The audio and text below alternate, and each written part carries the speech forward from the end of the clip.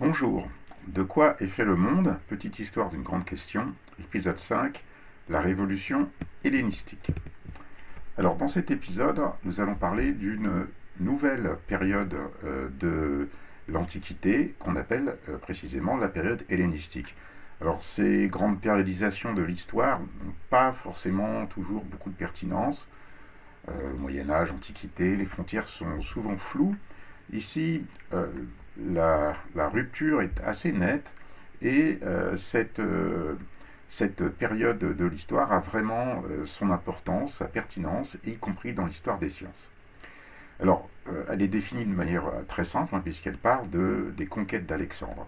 Donc entre moins 334 et moins 325, Alexandre le Grand, donc il va partir du royaume de Macédoine, qui se situe ici, et dans le but d'unifier le monde grec, il va, quoi de mieux pour unifier un peuple que de s'attaquer à un ennemi commun, donc il va s'attaquer aux Perses, et à la suite de tas de circonstances que je ne vais pas vous narrer et qui ont été maintes fois racontées,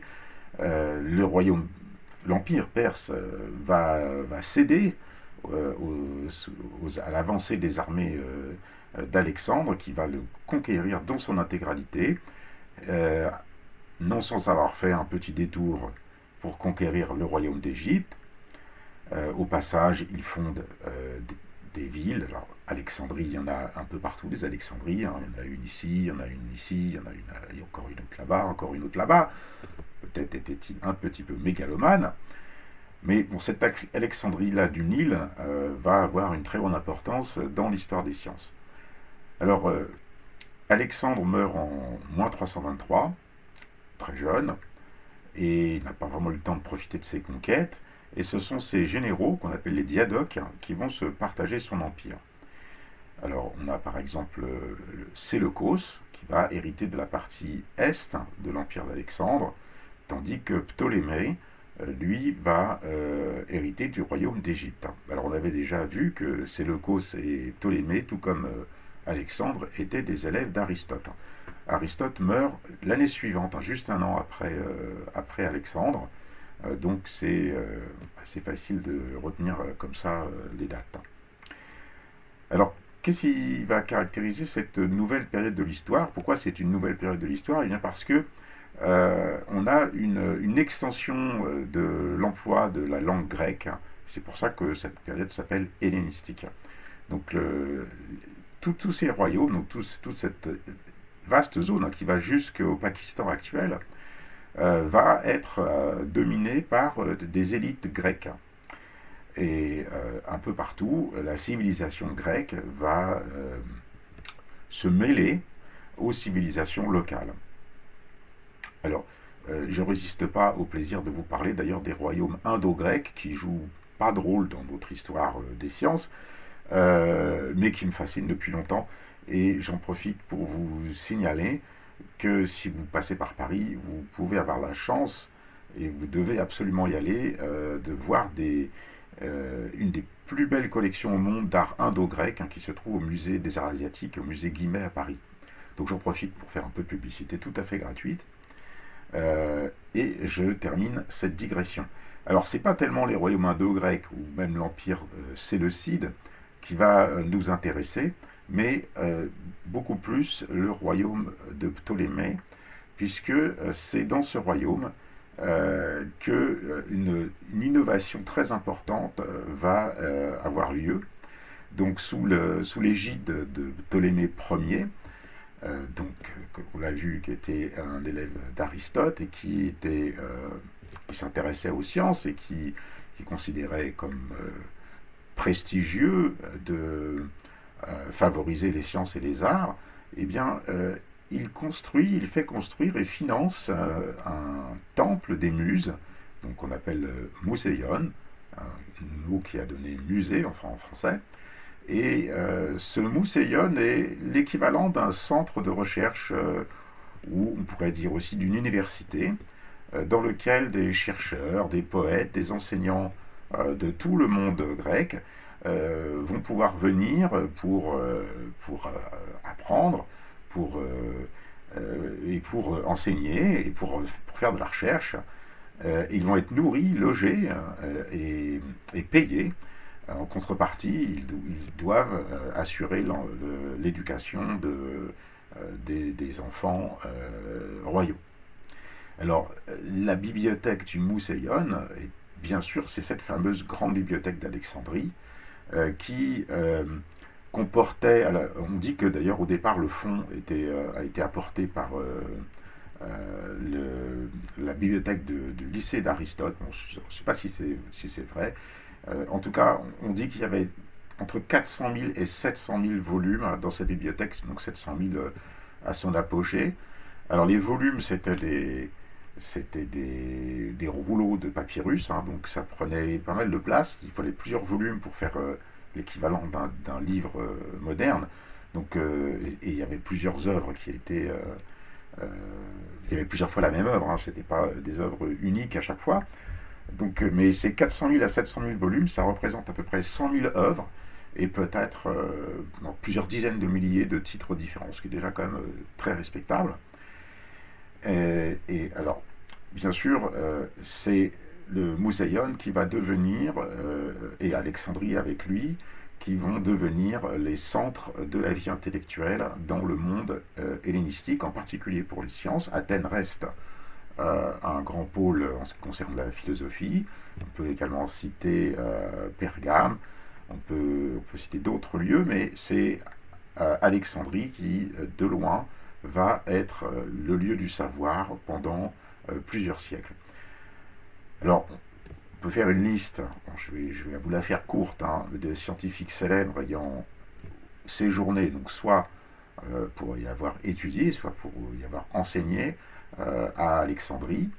On va commencer par Euclide, Straton de Lampsaque, qui est un physicien qui est un directeur du lycée hein, d'Aristote, c'est le troisième directeur du lycée après Aristote et Théophraste.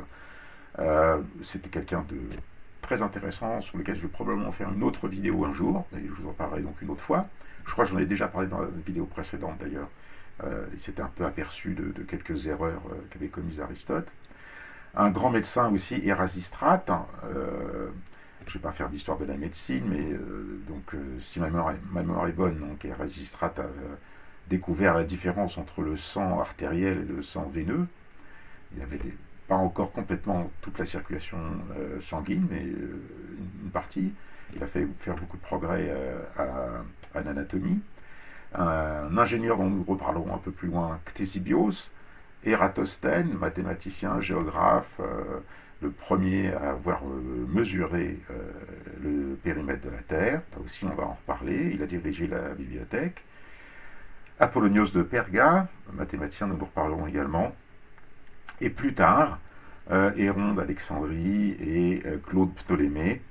Mais ça, c'est beaucoup plus tard. On peut voir d'ailleurs qu'il y a un trou hein, dans les dates, puisqu'on a donc les noms les plus connus, les scientifiques les plus célèbres entre disons, le IIIe siècle, hein, essentiellement c'est le IIIe siècle avant Jésus-Christ, et là après on passe au 1er siècle après Jésus-Christ. Alors qu'est-ce qu'on constate en regardant cette liste rapide et courte? On constate que on a des mathématiciens, des astronomes, des géographes, des ingénieurs, autrement dit des gens spécialisés. Donc on a une recherche scientifique qui commence à être spécialisée en différentes disciplines et c'est beaucoup moins de la science spéculative comme dans la période classique. C'est des sciences plus dures, plus mathématisées et moins philosophiques.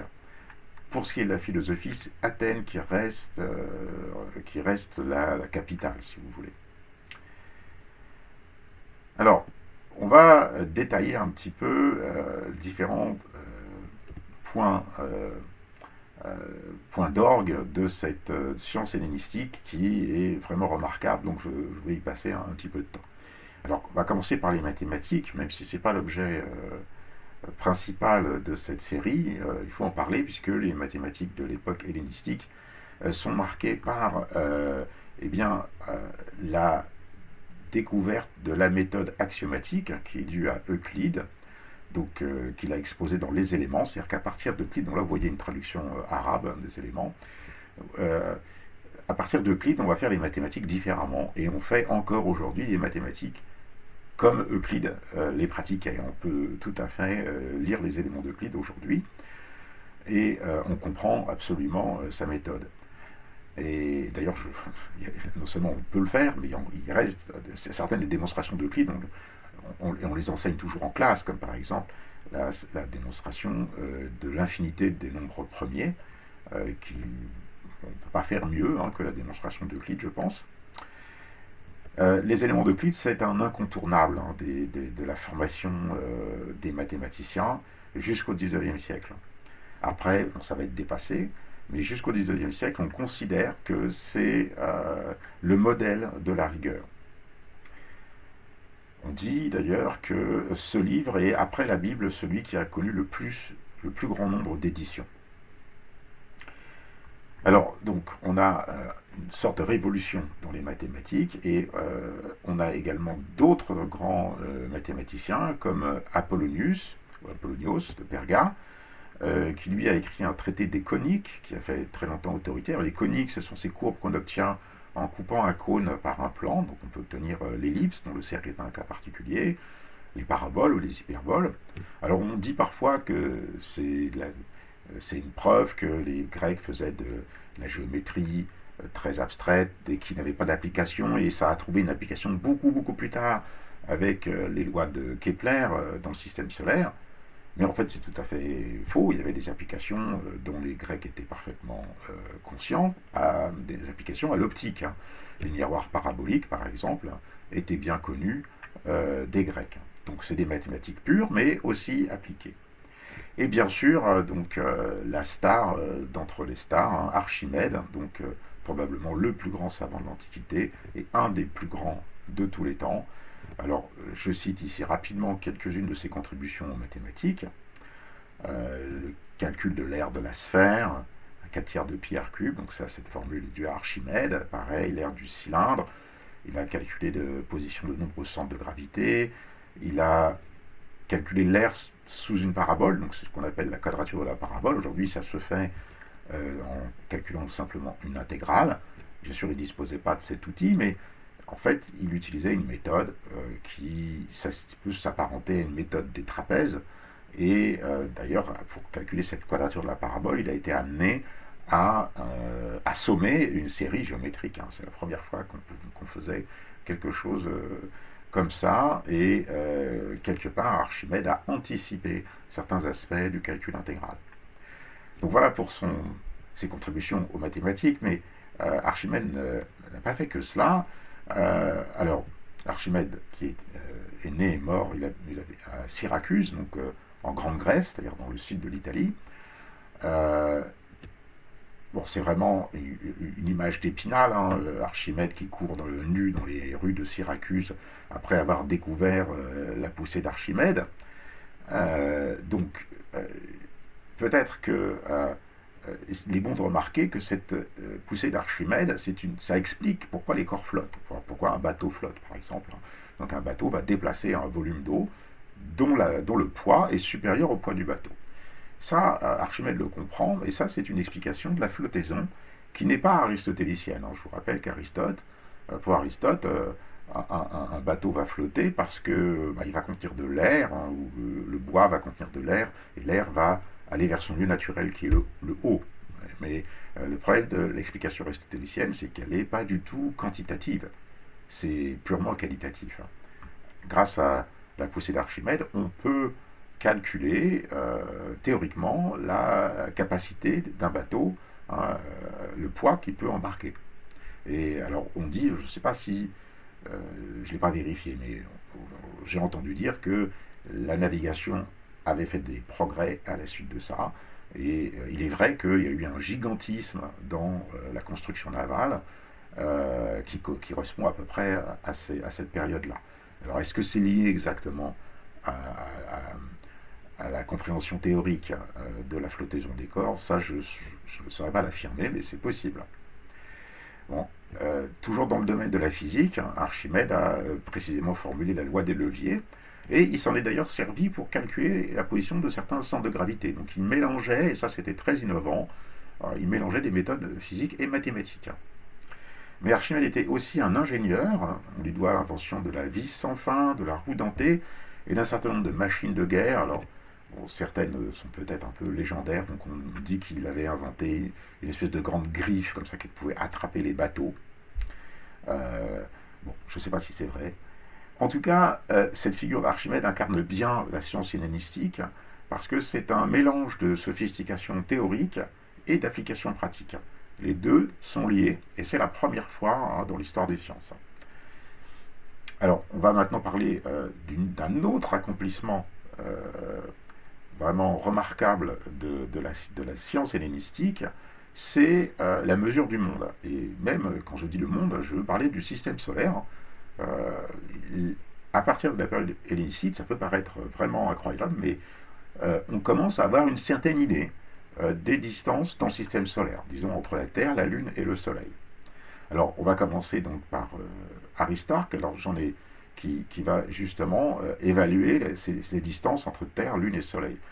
Alors, j'en ai parlé dans une autre vidéo que je mettrai en lien, un peu plus détaillée, hein, si vous voulez vous y référer. Disons rapidement les choses, parce que c'est vraiment très joli, hein, donc je ne résiste pas au plaisir de vous l'expliquer. Quand vous voyez la Lune, parfois le jour, on voit la Lune qui est coupée en deux, comme ça, exactement en deux, on a une demi-lune.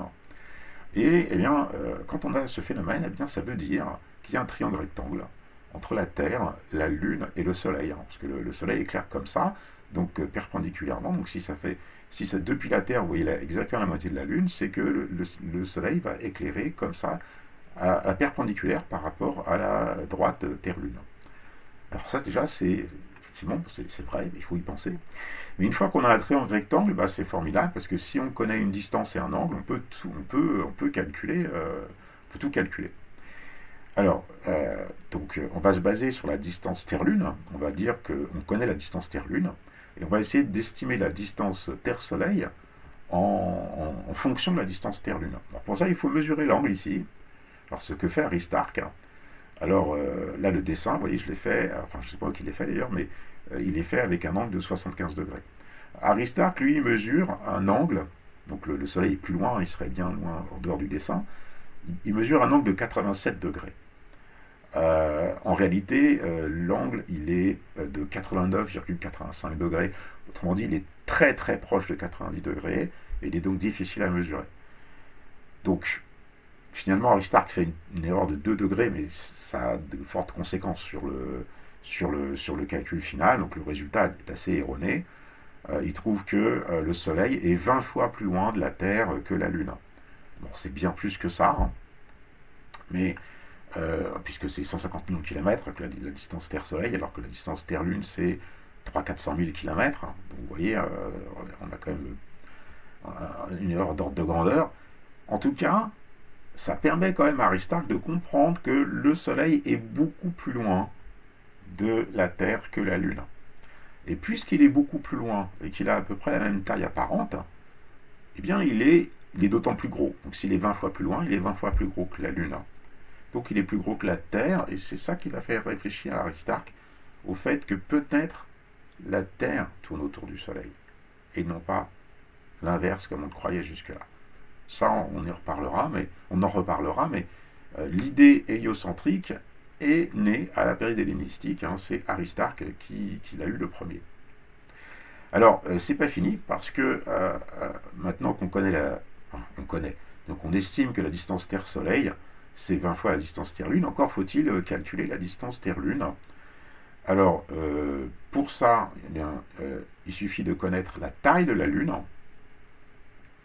et l'angle sous lequel on voit la Lune finalement. Et alors pour connaître la taille de la Lune, c'est assez simple, parce que pendant une éclipse de Lune, eh bien on peut s'apercevoir que la Lune tient à peu près 3 fois dans l'ombre de la Terre, il tient à peu près 3 fois la Lune, ce qui veut dire que le diamètre de la Terre, c'est à peu près 3 fois le diamètre de la Lune. Bon, en fait, c'est 3 fois et demi, enfin c'est quand même correct. Hein. Donc voilà, Aristarque avait déjà une idée, même si elle est un peu fausse, mais disons, qualitativement justes des distances respectives de la Terre, de la Lune et du Soleil, le Soleil étant beaucoup plus loin et beaucoup plus gros que la Lune.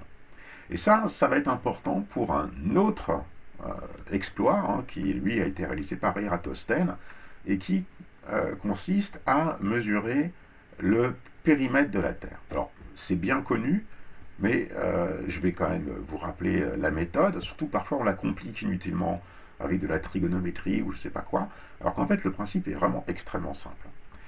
On sait que le Soleil est très loin, donc on va supposer qu'il est à l'infini. Donc ça, déjà, ça vous montre que sans les... Ça, c'est quelque chose qu'on oublie parfois de dire, mais sans ce qu'avait dit Aristarque avant, donc ses considérations sur la distance Terre-Soleil, on ne peut pas utiliser la méthode d'Ératosthène. La méthode d'Ératosthène présuppose que le Soleil soit à l'infini, soit suffisamment loin.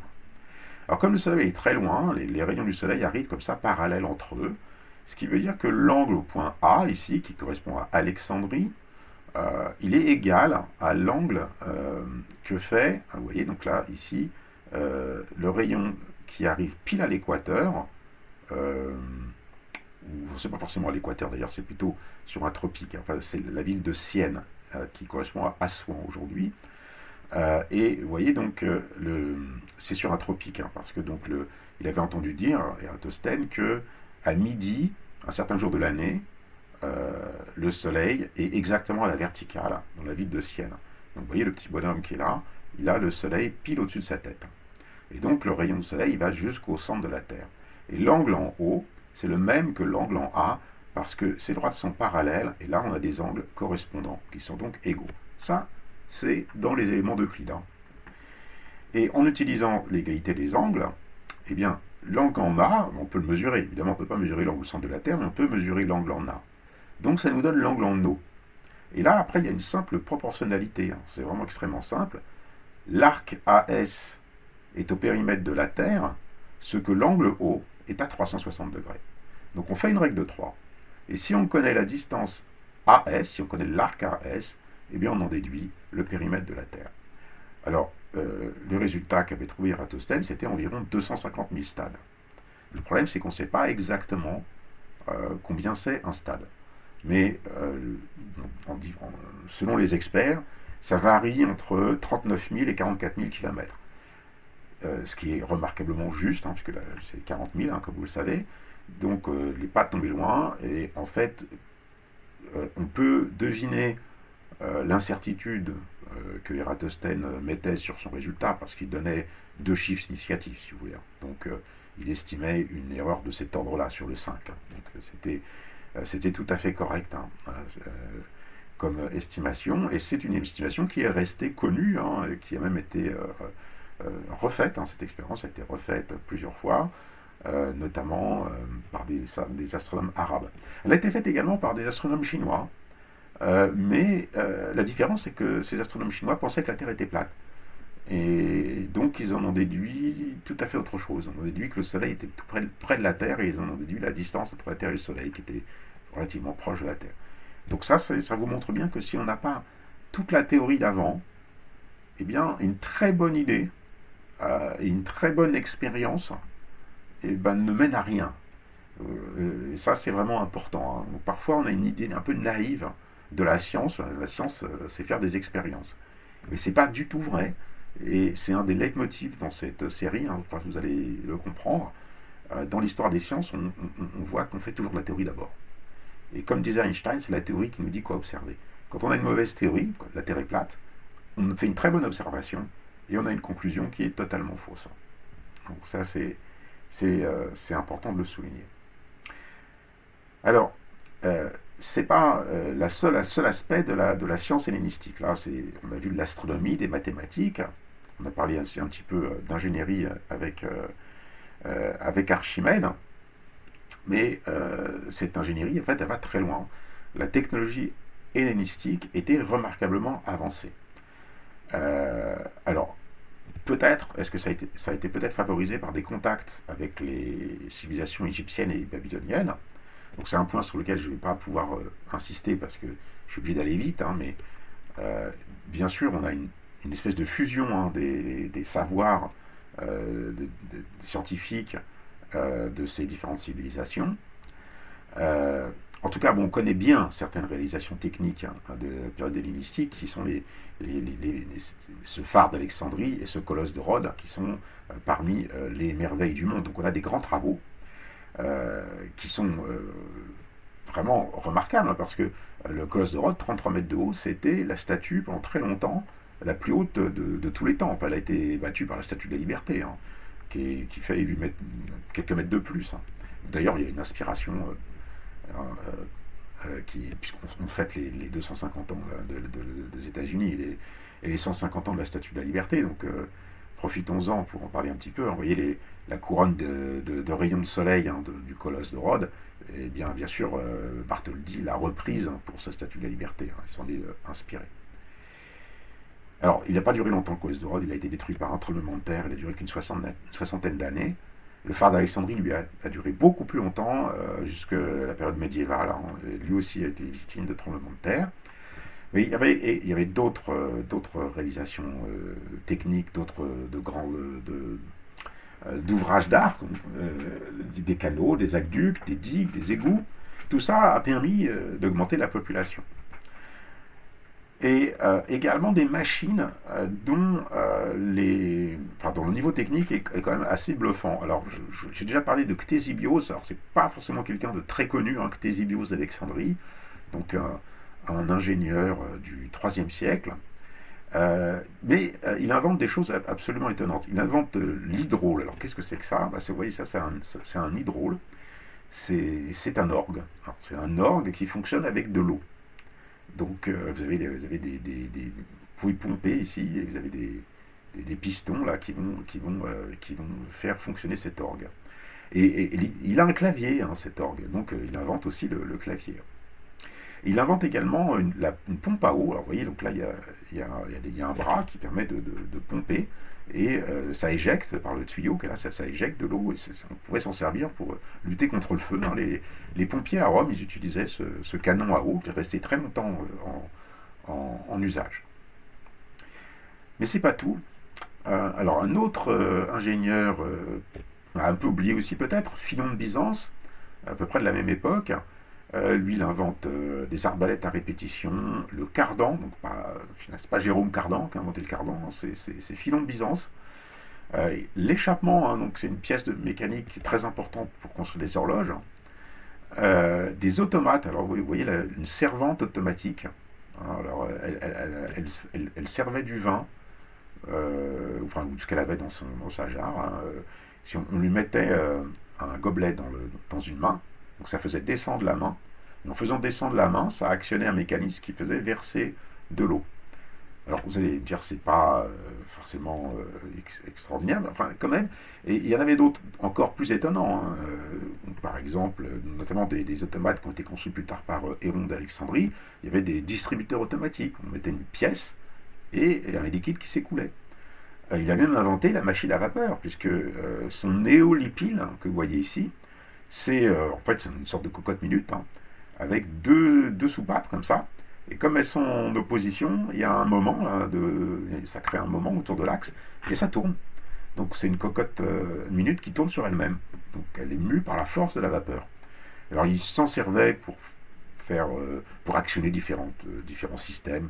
Donc par exemple, on mettait le feu dans un temple, hein, où vous allumez le feu sacré, et puis ça va faire ouvrir les portes derrière le temple, ça va faire actionner un orgue automatiquement, enfin voilà, toutes sortes de choses comme ça, qui impressionnaient, j'imagine, beaucoup.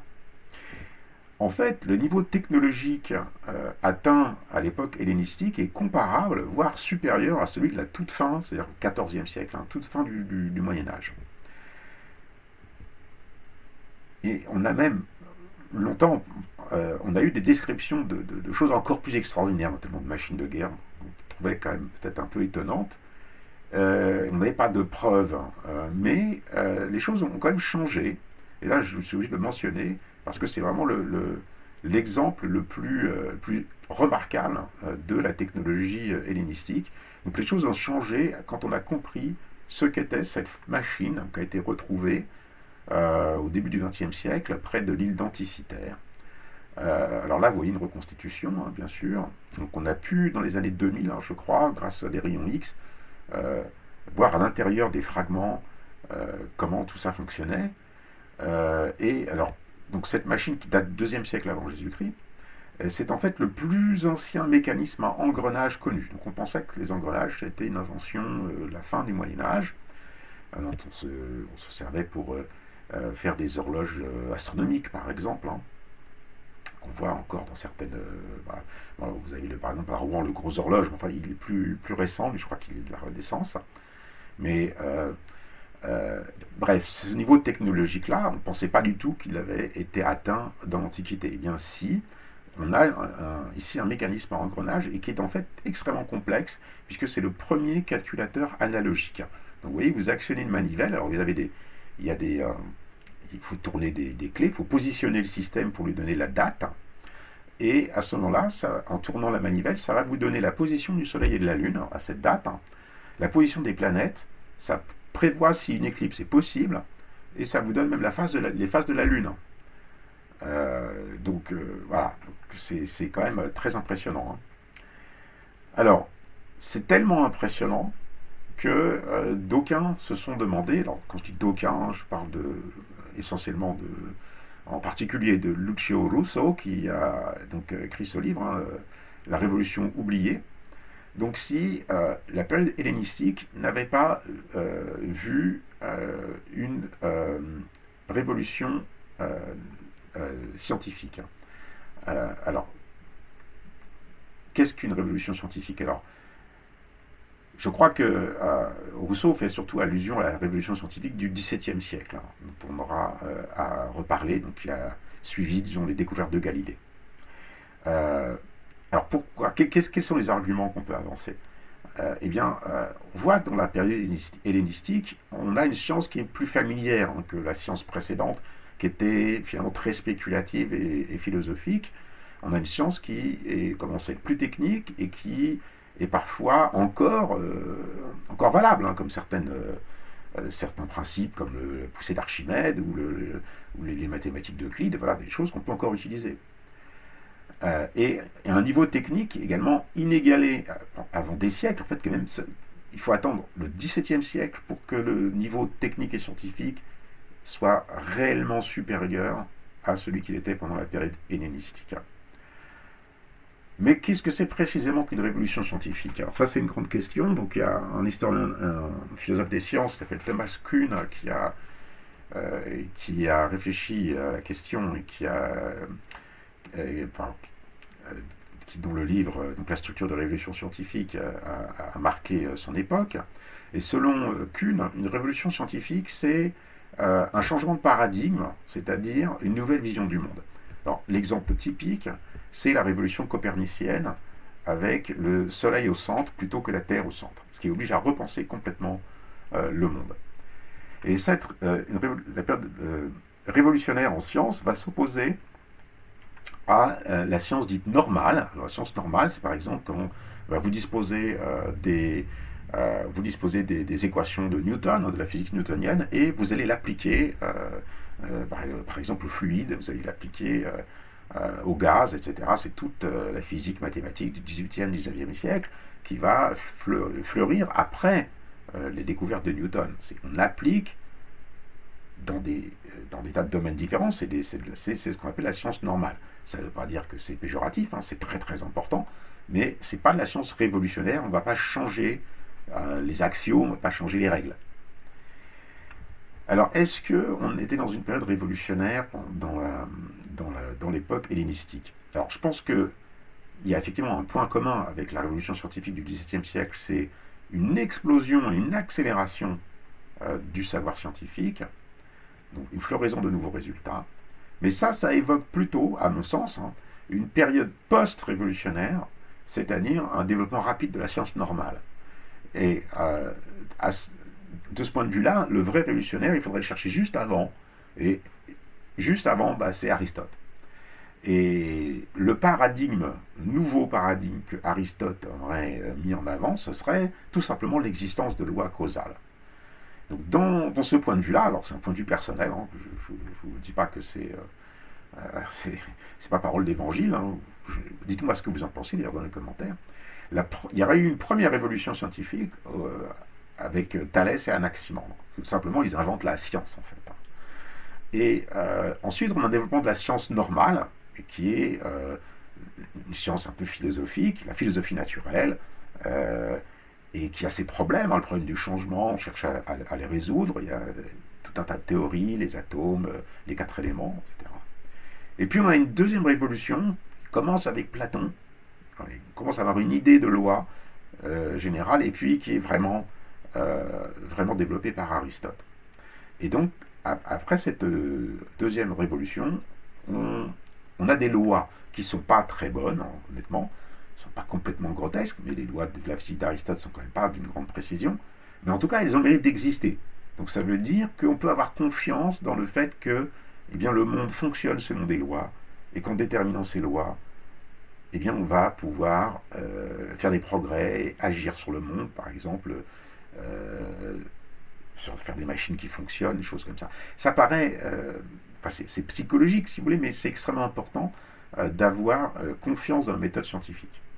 Donc je pense que c'est ça qui caractérise la période hellénistique. Ce n'est pas vraiment une nouveauté, mais c'est l'application de ce qu'il y a eu juste avant. Et d'ailleurs, ça rejoint ce que je disais tout à l'heure, c'est que, quand je parlais de la mesure de la Terre, c'est que la théorie, elle passe avant les applications. Et on aurait vraiment tort si vous voulez, de mettre au second plan les philosophes, de dire voilà, Aristote c'était un philosophe, c'était pas un scientifique, etc. Les présocratiques, on les range dans les philosophes. En fait, c'était des scientifiques. C'était des théoriciens. Bien sûr, leur théorie nous paraît un peu abstraite, voire vraiment absconse, hein, mais on avait besoin de cette réflexion théorique avant de passer aux applications. Ça s'est toujours produit comme ça, on verra d'autres exemples. Mais, voilà, les belles choses ne durent pas toujours, et on va voir que cette explosion du IIIe siècle avant Jésus-Christ, cette explosion scientifique, elle n'a pas duré.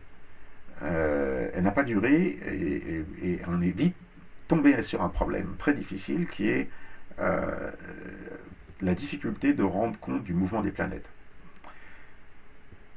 Alors, est-ce que on a pu dépasser ces difficultés avec une nouvelle révolution scientifique, parce que c'est vraiment ça dont on aurait besoin, on le verra dans le prochain épisode. J'espère que le suspense ne sera pas trop insoutenable. J'espère que ça vous a plu. Et n'oubliez pas, si c'est le cas, de le liker. Donc c'est vraiment important, hein, si vous voulez que la chaîne soit connue. Et puis de vous abonner, bien sûr, pour avoir des mises à jour. Voilà. Je suis allé un peu vite parce qu'il y avait beaucoup de choses à dire. J'espère que j'ai été clair. Je préciserai certaines choses peut-être dans la description et dans les commentaires. Et je vous mettrai comme d'habitude des liens pour aller plus loin. A bientôt dans une nouvelle vidéo.